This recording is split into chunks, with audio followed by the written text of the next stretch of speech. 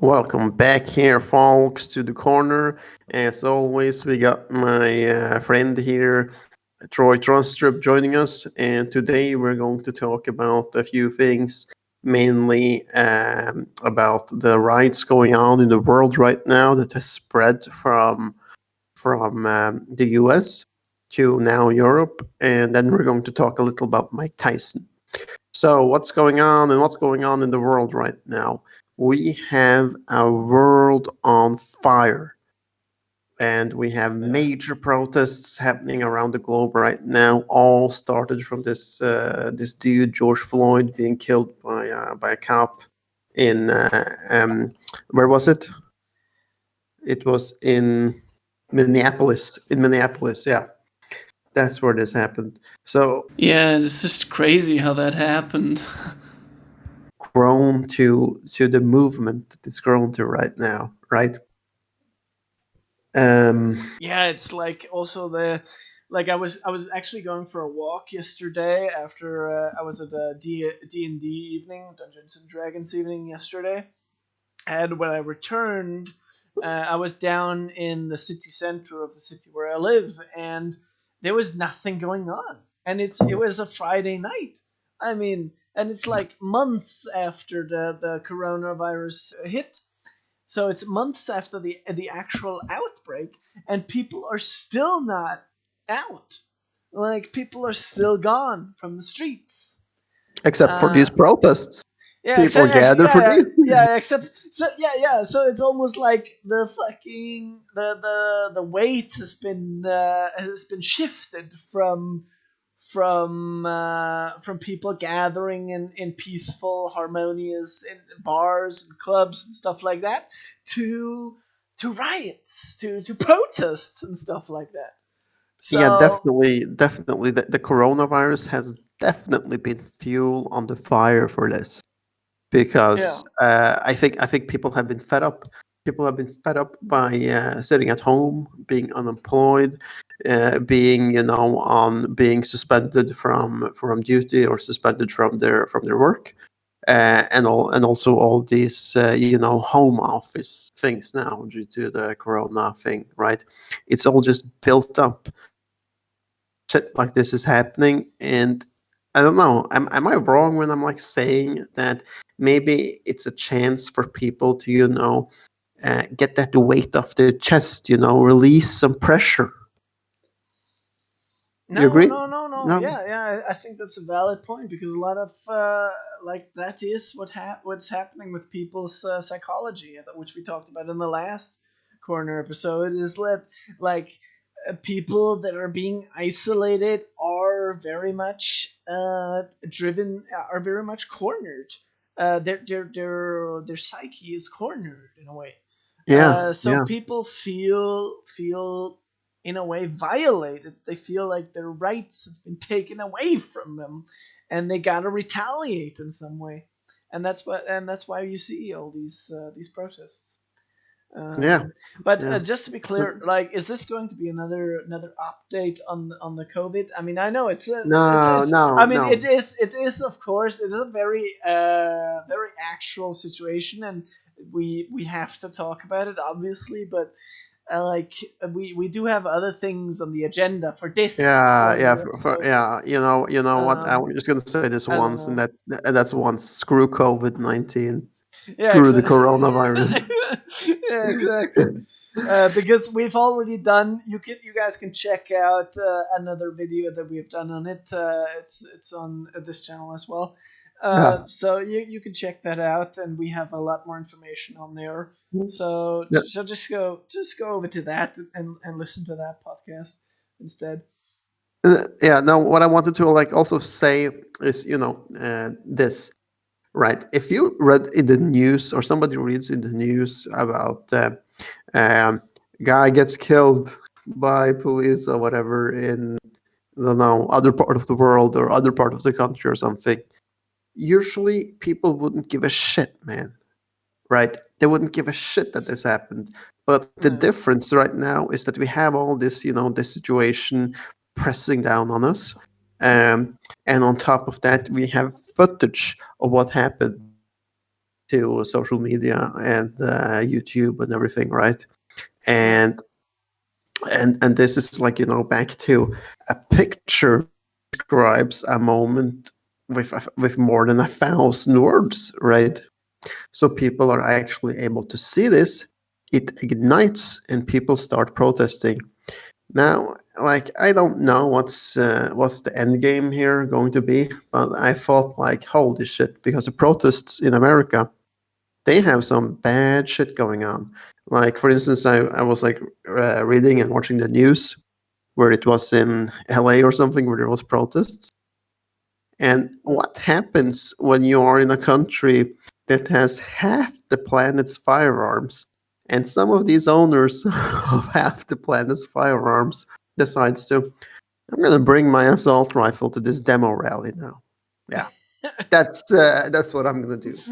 And then you have this going on, and then you have like the pressure also going on over there from the, you read about that, right? The pressure from the police on the protesters and demos, Yeah, yeah. where the police are also, showing an excess amount of power by firing rubber rounds on protesters, and also now at journalists, where one journalist has like become permanently blind on one of the eyes from being shot with a rubber bullet, and tear Yeah. gas and all this shit.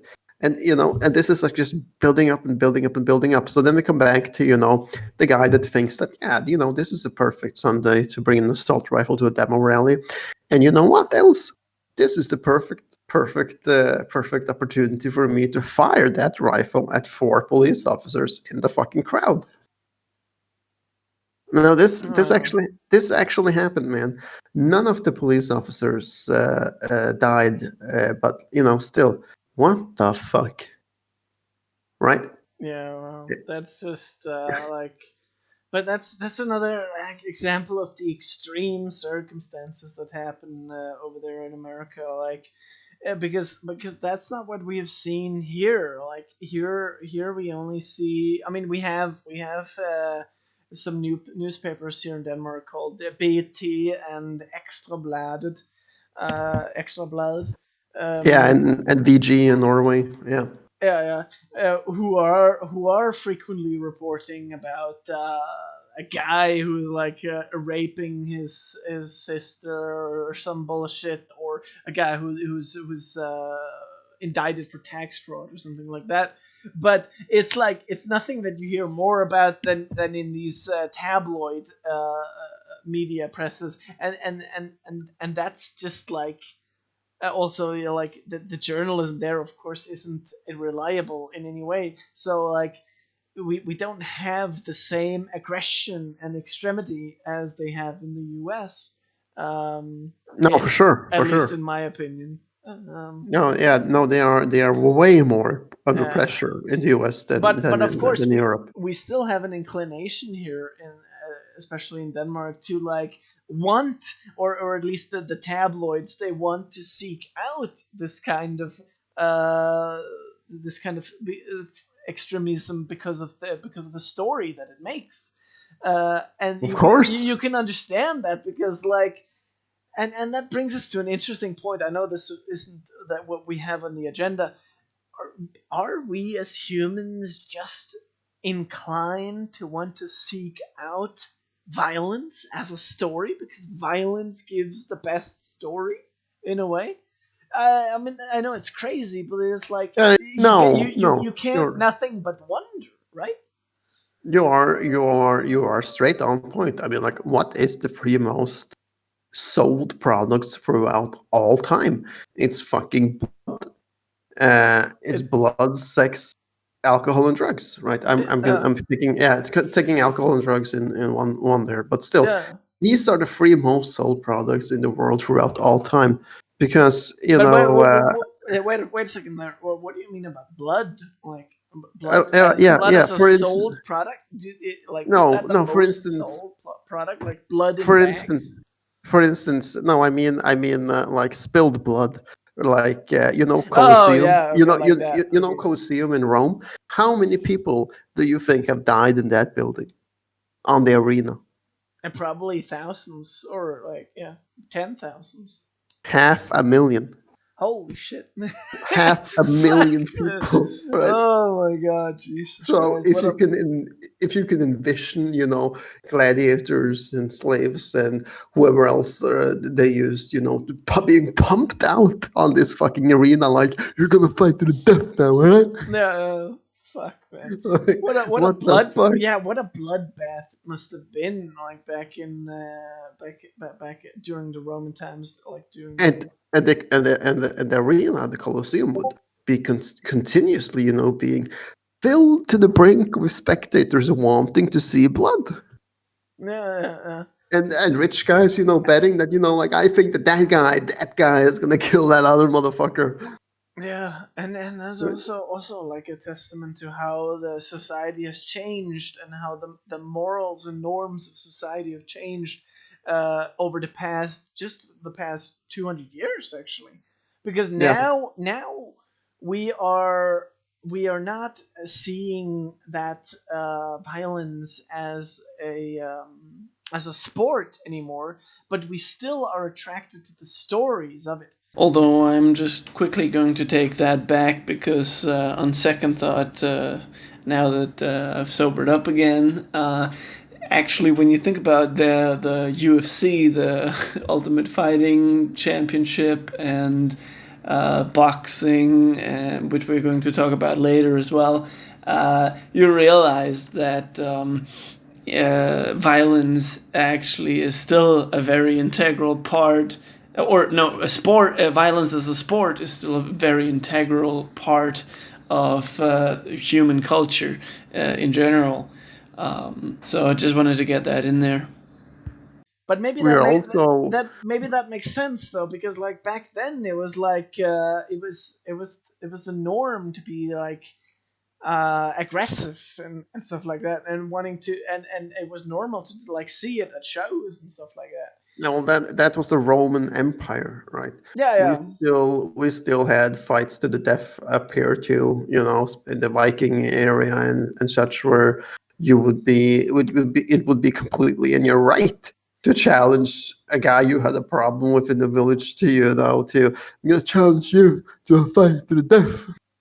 yeah. But like I'm just thinking we need to get the chronology straight here, because like the Roman Empire was before year zero and until a few years after zero, and then the Vikings was year 1,000, so that's 1,000 years later that we still had that bloodshed and fighting and all that, and then we are like 800 years later in the 19th century we have the what is called the early industrial revolution, where there was still, I mean, in America obviously there was more bloodshed with the Wild West, but that's actually an interesting question. Do you think there was just as much like shooting and stuff like that in Europe as there was in America at that time? No, hell no. No, no, because right. because the Wild West was exactly that. It was the Wild West. You had so Yeah, vast differences between people. You had no such. You had like I know you had sheriffs and marshals and stuff, but you still had no real functioning order. So if some shit were to yeah, happen in a town, and the killers or whatever would just ride to the next one, or hell, even to the next state, they would never be seen or caught again.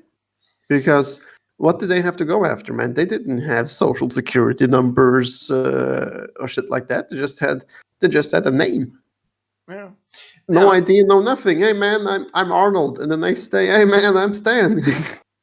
yeah. Now, of course, when I said much more bloodshed, I didn't, of course, mean in the scope that they had it in America at that time. I mean, like, but there must have been surely some scenarios where like or maybe I should phrase it differently. Like, how many guns do you think were in Europe? I mean, like, because they Uh, must have had like revolvers and stuff. We should Google that actually, and like yeah, the Wild West for us was is estimated to be, especially the time between 1848 and 1890, right? no, And no, no, no, not just 1890. that, The Wild West continued in America, continued all the way up until 1910. yeah, Uh, but that is the, like, most talked about is 1848 to 1890. But yeah, I yeah, know, I know what you mean. But what I'm like saying is that in Europe we already had an established system of law. We had a balance between order and chaos, right?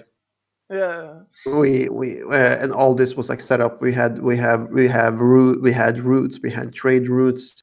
We had all this system taking in yeah, yeah. place. Of We course. had But like, we, but we had yeah, yeah. we had the system, from like action consequences and shit. Like, none of this was set up in the Wild West. And I think Uh, that, what yeah. that what that proves or shows us is that, when there is nothing, when there is no apparatus to, look over us and watch out for us, and, say that, these are the consequences to the actions if you do, right? That's what the fuck you get when that doesn't exist. Then you get the Wild West, where you could pretty much do whatever the fuck you wanted. Yeah, and maybe that was also the problem with the U.S. at that time. They were just I mean, the law system and the entire judicial system was coming up at this point, but maybe they were just like this aggression, which we have talked about earlier as well, Yeah, man. Yeah, man. was just much was just much bigger than it was in Europe at this time. But If yeah, they but like what I just like, what my entire point was just that you never hear about people in Europe at this time having revolvers and stuff like that. But of course, they had the same technologies in Europe at this point as well, but they were just not using it as much as in the Wild West. That's what I meant actually. Yeah, because Um, here it would be pretty much consequences to that. yeah, You yeah. couldn't just gun and and down and, a and person. yeah, and much more than in the US, because like, if I may direct our attention to Red Dead Redemption one more, like, because that's a very accurate game of the Wild West. When you shoot a person in that game, it's like the law will follow you for a while, and they probably would in the real Wild West as well. They would follow you for a while, but the difference between Europe and the US is, in the US, there's one thing governing everything, and that's money. That's bail. The word bail here is very crucial.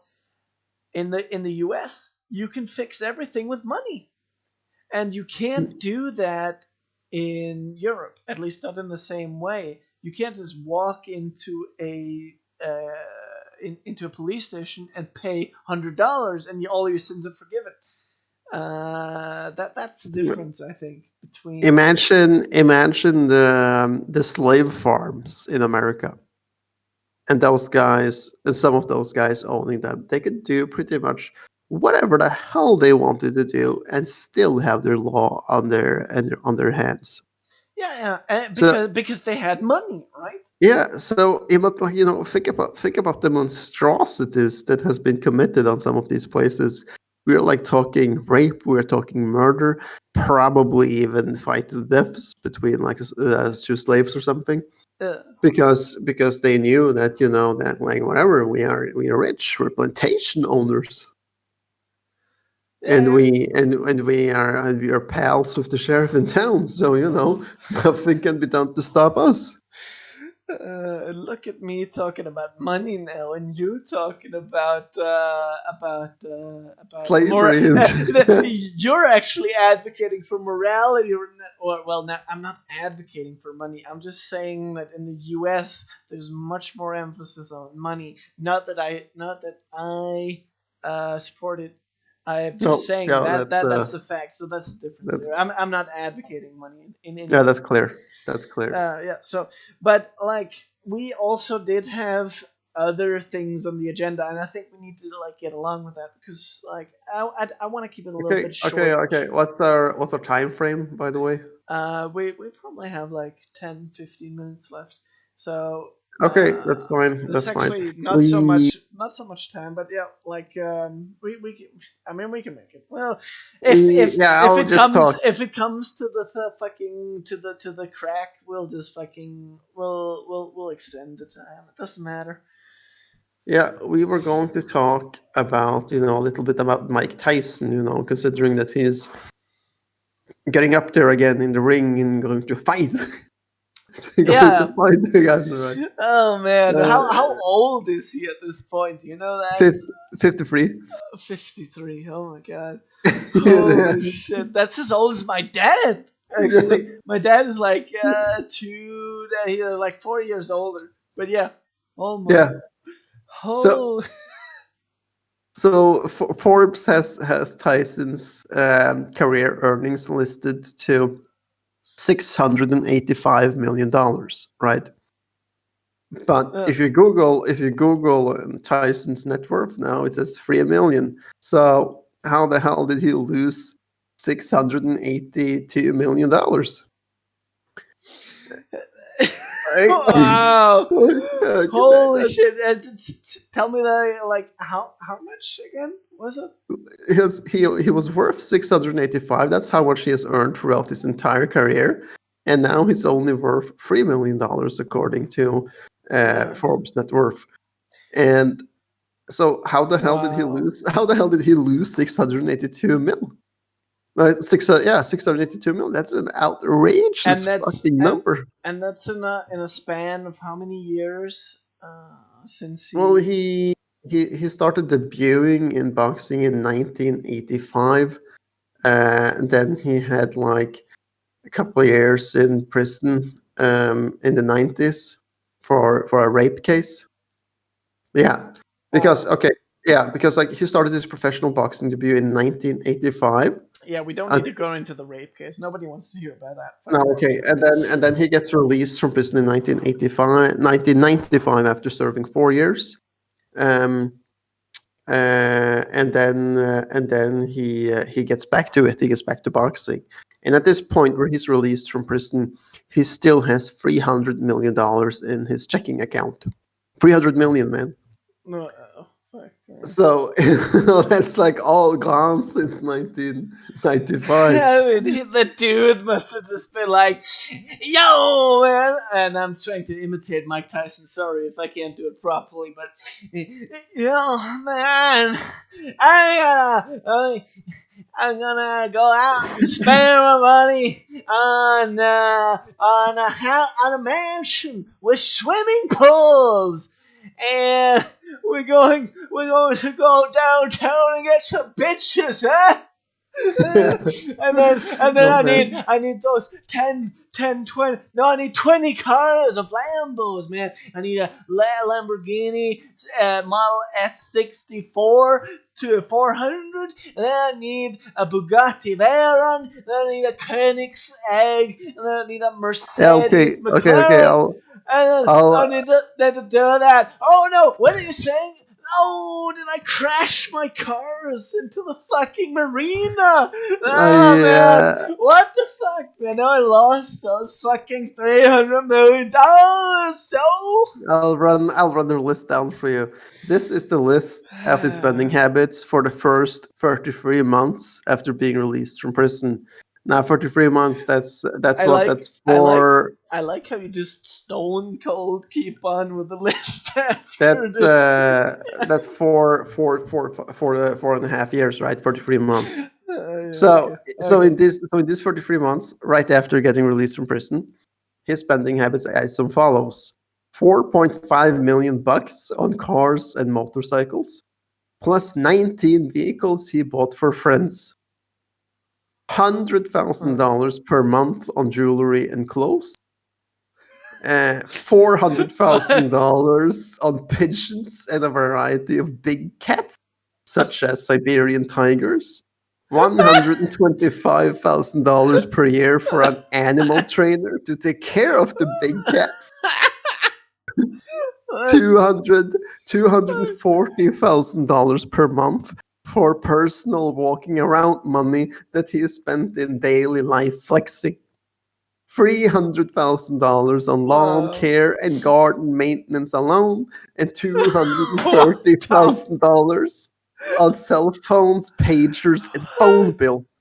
What How the the? fuck do you spend How? 230,000 on phone bills? Yeah, and how big is this fucking lawn for 300,000? How much was it, a year on lawn? No, no, this is the 300,000 is in total, I guess, because it doesn't say a year or a month. Okay, so But over the last 10 years, yeah, okay, that's a bit more yeah, believable. Yeah, so but and it still, is like 300,000 as well on or 250,000 on fucking mob. yeah. What the fuck, man? Like, let me just calculate this. Like, I spend $10 a month on my mobile cell phone subscription, which is $120,000 a year. That would be it would be no more than like 8,000 for 80 years. Yeah, And he spent 250,000 yeah, on. 230. Holy shit! What Yeah. what kind of cell phone company does he have? Well, I'm also like thinking that this is in the 90s, right?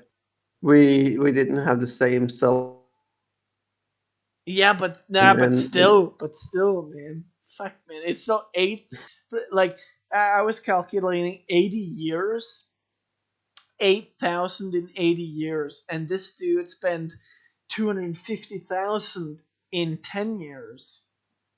yeah, Think about that. yeah. Like, I could probably come up with a better metaphor if I had more time, but But like, in addition to all this, then we have like the shit that I sent you pictures of, where he in his period bought a 21 bedroom, 24 bathroom mansion in Connecticut with an on-site casino and a nightclub. He also purchased estates in Maryland, Las Vegas, and Ohio, where he also had gold plated. This is in Ohio, where he had gold plated furnishings and a basketball court. In hmm. addition to that, he has also purchased. It's not confirmed, but he has said that he have purchased, or he is said to have purchased 111 cars in his lifetime. At his peak, he owned a limited edition Bentley Continental SC at the price of $500,000, which there only exists 73 of in the world. He Of also, course, of course, of course, of course, you gotta have that. I mean, you gotta be exclusive. What kind of a celebrity are you if you aren't exclusive and have like a fucking what do you call it limited edition of this yeah, shit? Yeah, he, of course, he, yeah. he also owned several Ferraris, Oh my god. Lamborghinis, a Range Rover, a Mercedes Benz 500. That's shown on the picture I sent you, by the way, with the Siberian Tiger, and a 1995 Rolls Royce, which he later totaled in an accident and left at Top's auto garage and told them to keep it. He Uh, routinely lent money to friends. He routinely lent friends his cars and forgot where he had put them. He would send his employees out to find the estranged automobiles he borrowed to people that he couldn't remember. It was like a bounty hunting for stolen vehicles. like a bounty hunting thing where you're just like you're calling up someone you know at night. Ring, ring. Hello.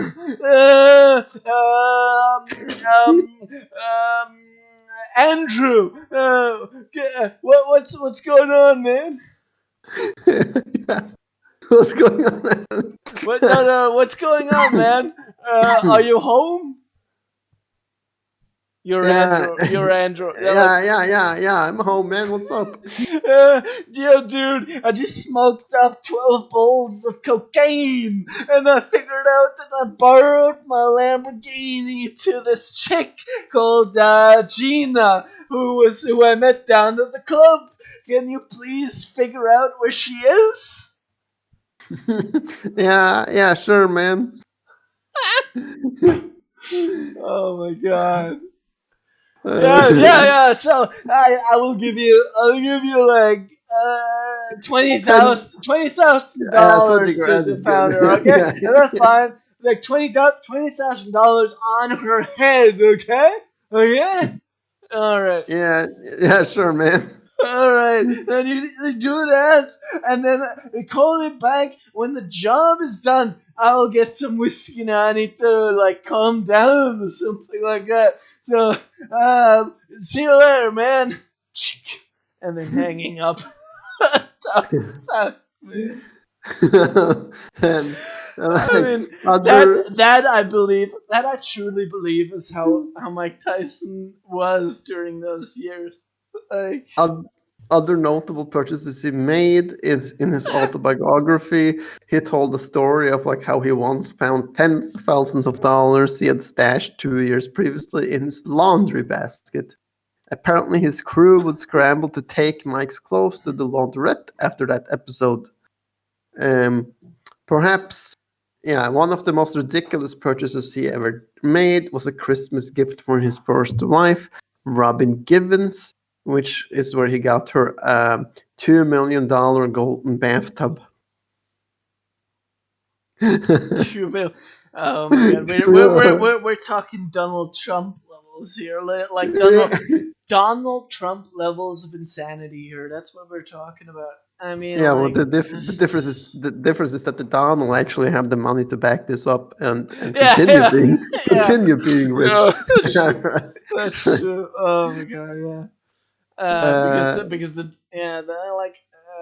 Donald actually knows how to do business. I mean, you can say a lot about Trump, that he's a narcissist and he's egoistic. He's a sociopath that doesn't care about other people. But the fact, man, the dude knows how to do business. But he doesn't know how to lead a country. So yeah, that's all I'm gonna say about that. Anyway, let's not get so, dwell like on the that. last thing I'm going to mention. Oh, hold on, you're breaking up. You're breaking up. Okay, he filed for bankruptcy once more in 2007. But we all know he will never be truly broke or homeless. You know, because the world still, because he's still Because known in the. yeah, because he's famous. Because he's Yeah, famous. Like, and that's also another thing that would be interesting to talk about. Actually, is like when you have achieved a level of fame. It's the same thing with Nicolas Cage. When you have achieved a level of fame where everybody knows you, you can always get a job. Actually, because as long as you're not hated, like Adolf Hitler or something like that, or like Putin. Putin is still in power because he's a dictator. Basically, he's a modern dictator. But yeah, like as long as you're not hated, you will always be able to get a job. I don't know if you agree on this. yeah, no, I agree on it that you would truly need to be hated in order not to get a job. Yeah, because like, I mean, you would have to be very, very bad in order to not be like get a shot anywhere. Like, because what happens when you're famous is, and of course this is just theory, my speculation on it, if that's okay in here. Okay. It is that when you're famous, and people know your name, you can always find someone who will be, oh yeah, I heard about you. Yeah, I will give you a job. Sure, why not? Yeah, Um, you just have to like keep searching, and it might even be easier than people who are not famous and don't have a job. I in I, his I actually case, believe that. he will also always get a line of credit if he needs it or a loan to start up a Yeah, business. yeah, And as far as I can see, his like I don't know, like I mean, we should probably we will round this up now. yeah, But yeah, the no, no, last, no, no, no, no. We don't have to do that. Like, because like the what I last, wanted to say is like one more thing. Like, like except if you're a criminal, maybe like if you were Al Pacino or the Mexican guy Pablo Escobar. If you're a criminal, then but then again, those people became famous after they died, right? Nah, no, no, no. Pablo Uh, was deemed the seventh richest. yeah, no, but did he get the fame that he has today uh, already when he was alive? Everybody knew who he was. Yet, Everybody knew who nah, he I'm was. not. I'm Also, not. when he was I'm not. alive, because you I'm not gotta sure remember about this. that. This went out to the world, man. That he goes to prison in Colombia, and he dictates the terms of his own prison sentence, how long time is going to be, and of course, it's a prison that he has built himself, with a swimming pool or and football court and all that shit, right? Yeah. And he simply just decides to fucking leave when he don't want to be there anymore. Now this went on into the world because it was, a catastrophic sense of, justice, where you have let a criminal drug dealer decide the term of his own imprisonment, or to build his own prison. Yeah. So Yeah, no, I would yeah. say I can't find it. I'm looking it up right now. I can't find anything on his fame when he became, because like but the important part that I was out for was this: was he already famous while he was alive? But then again, in the case of this guy, it was because he was the head of this drug organization and nobody could touch him. Pretty much like Vladimir Putin today as well. But like if you're just a regular actress nowadays or an actor nowadays, you will have a much easier way to get a job even though you have no money than if you're just a regular average Joe. That's the point. of course, I totally agree. I'm gonna follow you on with this. I'm just gonna say, the last thing that Tyson now is doing is that he has started a weed ranch or cannabis ranch, and he has partnered with a company that is called Bigfoot Management LLC, which is a California-based technology company that Hmm. develops novel technologies and specializes in In produce what? producing cannabis. Oh yeah, okay. You cut out there. Uh, Yeah. yeah. So and that's it. The CEO of the company, Rob Hickman, said the partnership with Bigfoot Management will help us round out our product offerings and continue to set us apart from all other cannabis companies. So basically, they're just using Tyson for his fame to reach out to other possible investors, clients, and customers. Did you get that? Yeah. I got that. I'm a little buzzed right now because like had some whiskey, so I didn't get that part. But like, yeah, the recording was clear, so That's that's good. fine. But yeah, it seems like this is probably a good place to stop.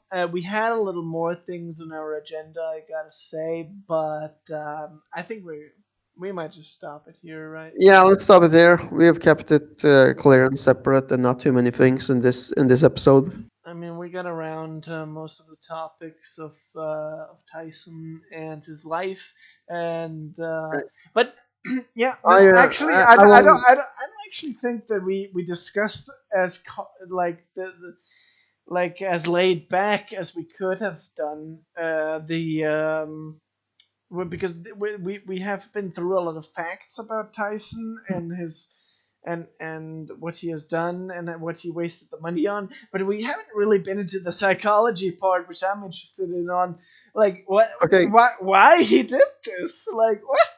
How can you waste these 670 Well, $700 million? I think it has something to say, about how he was trained.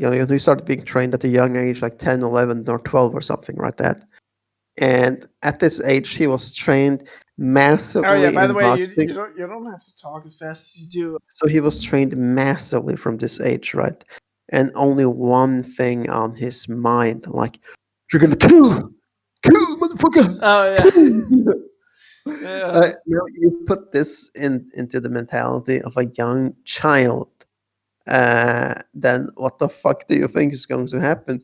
That was all that was going through his head. He had no training or experience in how he should act to other human beings. Yeah. So of what you just witnessed on the video you just saw on the videos you just saw, what do you think? But I mean, like that dude, he's just like losing all this money, $685 million, Yeah, in like 10 years. six That hundred eighty-two mil.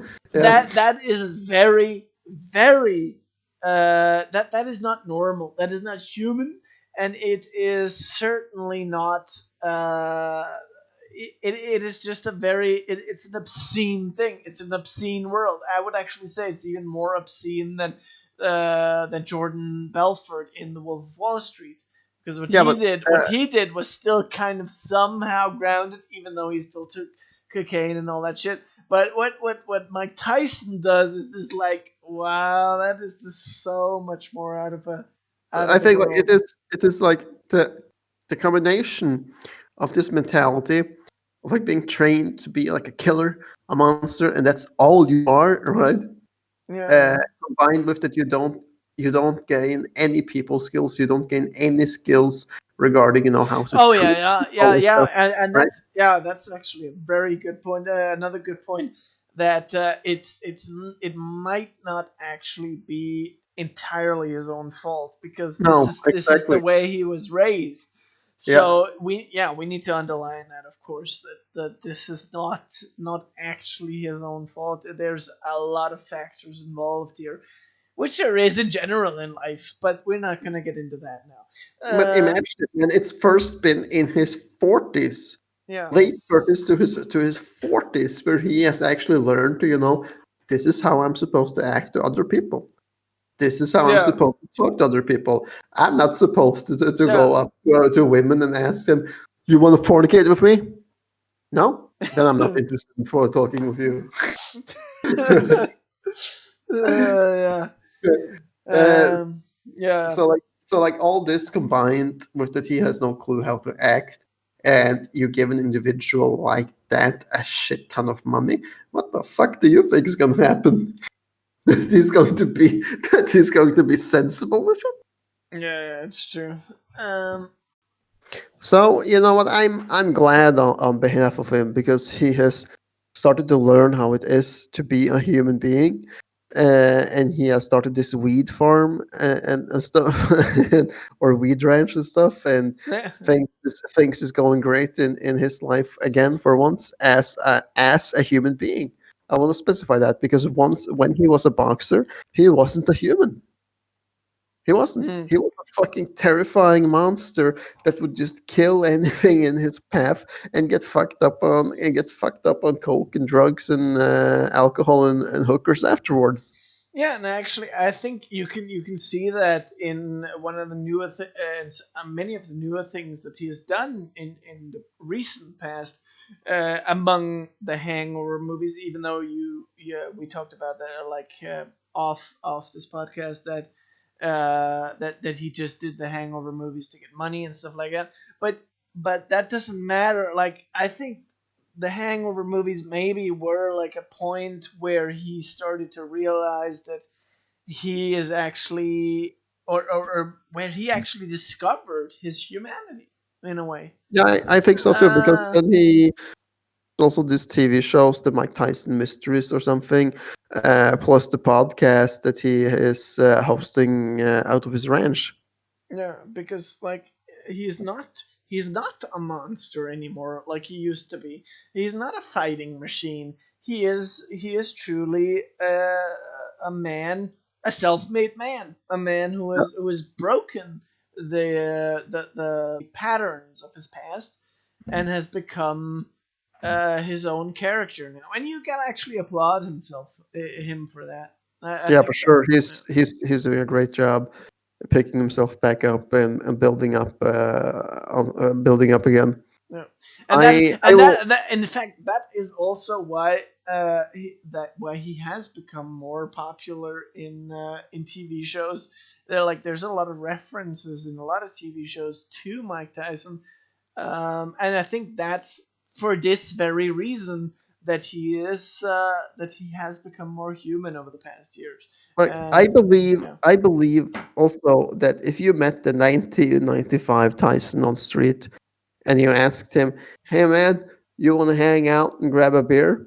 You will probably just get a fucking punch to the skull and get knocked out by Tyson. yeah, and more interesting. What I think is more interesting is if 2020 Mike Tyson met 1995 Tyson, 1995 Tyson would say, "Gonna punch you now," and 2020 Tyson would just say, "I wouldn't do that if I were you. I would. I will. I have my lawyers right behind me. I will sue you now." Yeah, he would be way more grounded. Yeah, exactly, So exactly, and that's the so point. so That's the point. if you met him today and you engaged in conversation with him and asked him for a beer, you will probably get it. Probably. Yeah, yeah. Maybe not a girl, but I'm like 99% sure that like he seems like the person that would indulge you in at least a short conversation on Yeah, the yeah, street, yeah, right? definitely. I mean, the dude has been on the Joe Rogan podcast Uh, for crying out loud. So I mean, you don't get on there without. I mean, I know his pod. I mean, big shout out to Joe Rogan, by the way. Like the dude is great. The dude's podcast is great because it's very informal and you can be whoever you want, but you still can't be a brainless monkey on the Joe Rogan show. You still need to be something, and Mike Tyson is something. So yeah. well, I don't know. Like in the early episodes, I do believe that we have seen people on the Joe Rogan show that's not the smartest motherfuckers I've seen. No, Uh, but they still have to be able to like talk. I mean, we aren't the smartest motherfuckers doing this no, podcast, no, for sure not. For sure. but you still have no. I mean, of course, we aren't the smartest motherfuckers. Nobody like there's. I mean, you couldn't believe the amount of people that are smarter than we are. Uh, Yeah. but you still have to be able to have some sort of level of intelligence in order to be able to keep a podcast like this going, um, or a podcast like Joe Rogan's. You still have to be able to like respond to the questions that he asks, No, that's true. and That's true. there's also a lot of people that I can imagine. I'm not gonna to tell any names right now, of course, but there's a lot of people that would not be able to hold up in a podcast like that. No, No, no, I no, no. agree. I agree. Just